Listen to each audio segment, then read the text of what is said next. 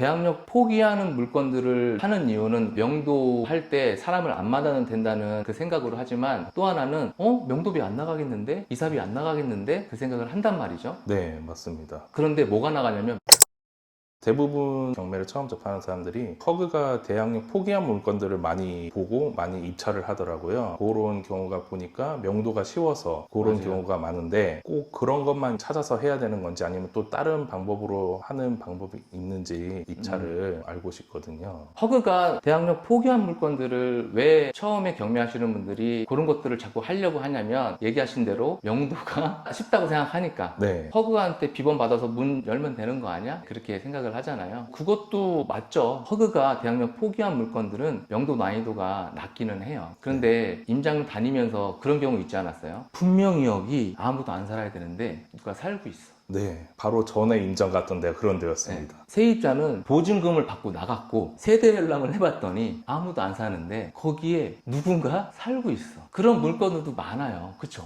네, 5건 중 가면 1건 정도는 그런 경우가 있어요. 한 건 더 될걸요? 결국엔 그게 무슨 얘기냐면 명도는 해야 돼. 거기 안에 있는 사람하고 명도의 협의는 해야 된다고요. 어차피 대항력을 포기한 물건이어도 누가 살고 있기 때문에 네. 낙찰받은 후에는 명도 협의를 해야 돼요. 되는 경우네요. 네. 그러면. 그 사람이 이사비를 달라고 그러면 그것도 협의해야 돼.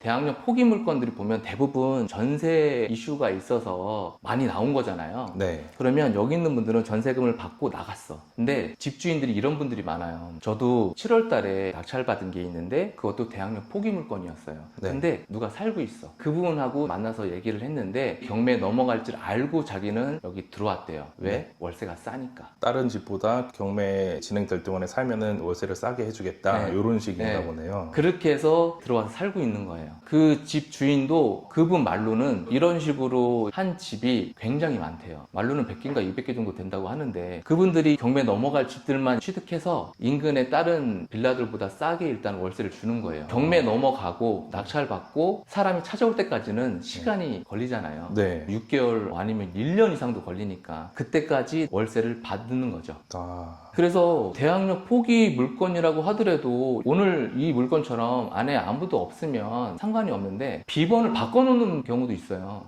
그런 경우도 있나요? 집주인이 와서 비번을 바꿔놔요. 여기 사는 사람이 나갈 때 비번을 허가한테 알려주고 집주인한테도 알려주는 경우가 있어요. 그럼 집주인이 와서 비번 바꿔놔. 비번을 받았는데 와서 누르면 안 열려. 왜? 집주인이 비번을 바꿔놨으니까. 그럼 그것도 어차피 처리를 해야 되는 거고, 안에 누가 살고 있어도 처리를 해야 되는 거고, 허그가 대항력을 포기한 물건이 명도가 너무 쉽다? 이렇게 너무 순진한 생각으로 하면 나중에 멘탈 나갈 수도 있어요. 그렇겠네요. 어차피 안에 살고 있으니까 명도를 해야 되니까 포기 안 한 물건이랑 똑같은 똑같아요. 노력이 들어가는 거예요. 네. 똑같은 시간과. 이사비도 똑같이 들어갈 수 있는 거예요. 허그가 명도를 안 해줘요. 네, 보니까 그냥 전화만 해주고 네. 딱 끝나더라고요. 네.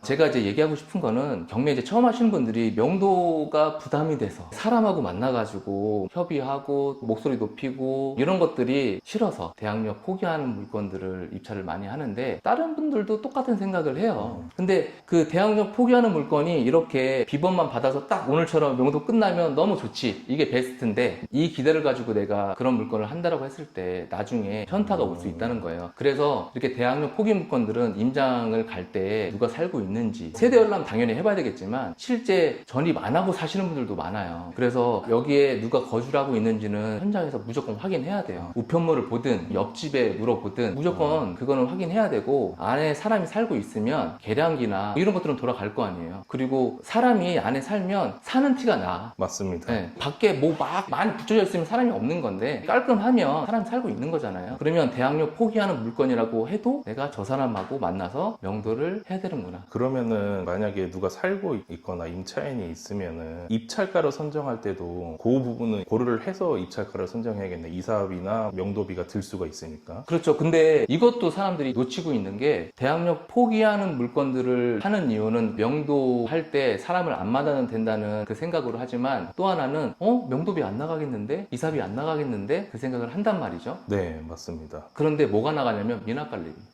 그것도 생각을 해야겠네요. 여기 사람이 오늘 오늘처럼 없어. 오케이, 너무 좋아. 명도비 안 나갔어. 이삽이 안 나갔어. 근데 미납관리비가 300이야. 왜냐면 대항력 포기한 물건들은 대부분 공실 기간이 1년, 2년 넘는 것도 많아요. 그러면 그동안 관리비는 계속 쌓인단 말이죠. 신축 빌라들은 외부 업체에서 관리를 하는데 한 달에 한 4만 원, 5만 원 이 정도 관리비가 나오거든요. 관리비만 5만 원을 잡고 1년 동안 안 했으면 그것도 60이에요. 2년 안 내면 120이고. 근데 우리처럼 여기 무슨 공사를 했어. 그럼 또 비용이 들어가겠지. 이사비는 안 들어가. 근데 미납관리비가 들어가는 거지. 근데 소유자나 아니면 어떤 임차인, 점유자가 있는 물건 낙찰받았을 때는 이사비는 들어갈 수 있죠. 근데 미납관리비는 안 들어가지. 그러니까 그게 그거라니까. 들어가는 비용은 대신 허그가 포기한 물건을 낙찰을 받으면 사람이 없을 때 내가 스트레스를 덜 받는다는 거지. 근데 누가 살고 있으면 어차피 만나서 얘기를 해야 돼요. 그러면 이사비 얘기하면 이사비도 얘기해야 되고, 안에 소유자가 살고 있는 물건이나 진짜 임차인이 살고 있는 물건하고 똑같은 상황인 거예요. 대항력 포기 물건이 무조건 명도할 때 쉽다, 편하다 이런 생각은 좀 다시 생각을 해봐야 될 것 같아요. 간혹가다 그런 물건들도 보이던데, 전 세입자가 보증금을 받고 나갔어. 그런데 여기 누가 살고 있는데 그 사람이 전입일상 대항력이 있는 경우가 있어요. 말소기준 권리보다 어쨌든 먼저 전입을 했으면 대항력이 있는 거니까. 근데 그 사람이 진짜 정식적으로 계약을 해서 들어온 임차인인지 아니면 지인인지 가족인지 그건 몰라. 근데 대항력을 포기했으니까 누가 살고 있더라도 괜찮겠지 해서 입찰을 확 들어가면 안 된단 말이에요. 전 세입자는 나갔지만 누군지는 모르겠지만 누가 살고 있어. 근데 이 사람이 전입일상 말소기준 권리보다 먼저 전입을 했어. 근데 보증금을 몰라. 이런 거는 조심해야 된다고요. 허그가 대항력 포기한 거니까 문제 없지 않겠어? 라고 했지만 나간 사람이 문제가 아니라 지금 살고 있는 사람이 전입일상 대항력이 있다라 그러면 나중에 낙찰 받고 대출 받을 때도 문제 생길 수 있어요. 대항력 포기한 물건들 보면 간혹 그런 물건들이 있어요. 그래서 대항력 포기한 물건이라고 하더라도 매각 물건 명세서를 꼼꼼하게 체크해봐야 돼. 그냥 무턱대고 들어가면 안 돼. 임차인이 선순위면은 보증금을 인수해야 하는 경우도 있겠네요. 그러면은. 그쵸. 만약에 전입일상 대항력이 있어. 근데 뭐 이 사람이 가장 임차인이겠지, 지인이겠지, 이렇게 해서 낙찰받고 딱 갔는데 진짜 임차인이야. 계약서도 있어. 그럼 어떡할 거야? 그러면 이제 미납 이렇게 되는 상황이 많으니까, 경매라는 게 쉽게 생각하면 쉬울 수도 있지만 너무 쉽게 생각하면 문제가 발생할 수 있어요. 이거 돈이 10만 원, 20만 원 왔다 갔다 하는 게 아니잖아요. 그 안에 있는 사람이 누군지 내가 정확하게 파악이 안 되고 확신이 없으면 입찰 안 해야 돼요. 뭐 문제 없겠지, 그런 식으로 입찰하면 안 돼요. 문제 생기면 어떡할 거예요? 그거 누구도 책임 안 져줘요. 이게 경매를 하다 보니까 돈이 진짜 대표님 말대로 한두 푼 들어간 게 아니니까 하나하나씩 더 꼼꼼히 봐야 되더라고요. 근데 그걸 혼자 하기가 너무 어렵더라고요. 네. 그래서 저 같은 경우는 대표님 도움을 많이 받았는데, 다른 분들도 이제 도움을 받는 게 훨씬 더 혼자 하는 것보다 리스크를 줄일 수 있지 않을까요? 맞아요. 경매 혼자 하면 조금 녹록지 않아. 맞습니다. 네, 그래서 같이 하는 사람들이 주변에 있으면 동기부여도 받고 자극도 받고 서로 같이 임장도 다니고 서로 정보 공유도 하고 이런 게 훨씬 더 좋죠. 그리고 물건 같은 경우도 괜찮은 물건 있으면 추천도 하고 모임 안에 있는 게 제일 좋죠. 다른 분들도 보면 하나 낙찰 받고 경매를 내 관심 안 가지면 다 까먹어요. 두 번째, 세 번째 계속 그거를 안 하면 관심도가 떨어지잖아요. 그러면 점점 또 경매에서 멀어진다고요. 그러니까 이게 아깝잖아요. 그동안 열심히 임장 다니고 입찰하고 배워서 낙찰 하나 딱 받아놓고 잘 했는데 계속 관심 안 가지면 나중에 다시 경매를 하려고 그러면 또 모르겠어. 그러면 또 어디 가서 배우는 거예요. 금방금방 까먹더라고요. 생각보다. 맞아요. 매주 만나서 우리가 얘기를 하다 보면 다 똑같은 지역을 입찰하는 게 아니니까, 똑같은 지역을 관심을 갖고 보는 게 아니니까 각 지역마다 요즘에 분위기가 어떤지, 낙찰가가 어떻게 변화하고 있는지 이런 것들을 다 공유할 수 있단 말이에요. 그래서 경매를 하려면 같이 하는 게 좋아요. 지금 회사 다니면서 하는 거잖아요. 누구는 뭐 회사 다니면서 안 바쁜가? 근데 그 바쁜 와중에 시간 내서 하는 거지. 돈 벌려고 하는 건데. 맞습니다. 네. 직장도 시간 나서 다니는 거 아니잖아요. 그 차이인 것 같아요. 근데 그거를 강요할 수는 없는 거니까, 그거를 하시는 분들은 하시는 거고 못 하시는 분들은 뭐 어쩔 수 없는 거죠. 그거는 각자의 선택인 거니까.